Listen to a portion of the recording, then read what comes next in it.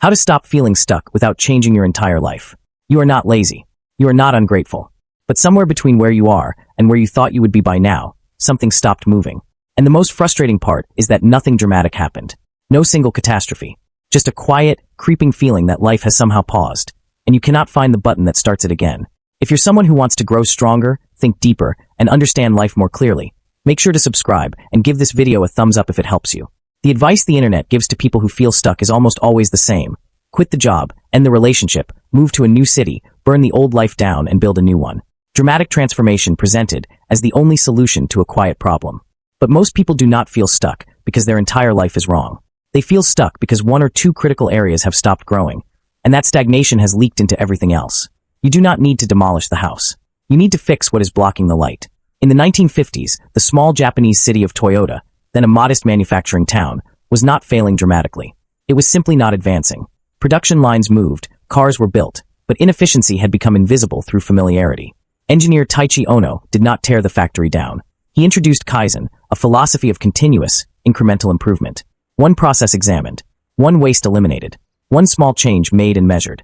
Within 2 decades, Toyota became the most efficient automobile manufacturer in the world. Not through revolution, through the disciplined application of small, consistent adjustments to what already existed. Here's what most people don't realize. Feeling stuck is rarely about circumstance. Research by psychologist Carol Dweck confirms that stagnation is most often a perception problem before it is a situation problem. The brain, when deprived of novelty and progress signals, begins to interpret familiar environments as fixed, and fixed environments as permanent. You feel trapped not because the walls moved in, but because you stopped testing them.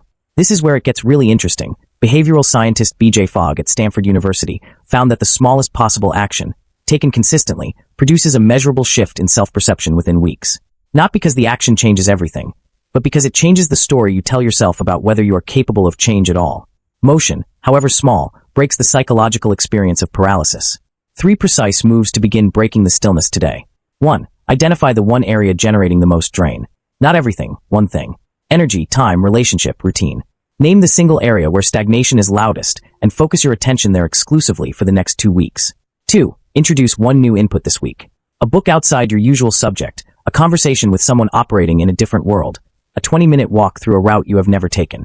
New input creates new thought patterns. The brain cannot produce new outputs from the same repeated inputs. 3. Measure something you are currently ignoring. What you track, you move. Choose one measurable behavior. Hours of focused work, pages read, money saved, and record it daily for 21 days. Measurement creates awareness. Awareness creates agency. Feeling stuck is not evidence that your life has failed. It is a signal that something specific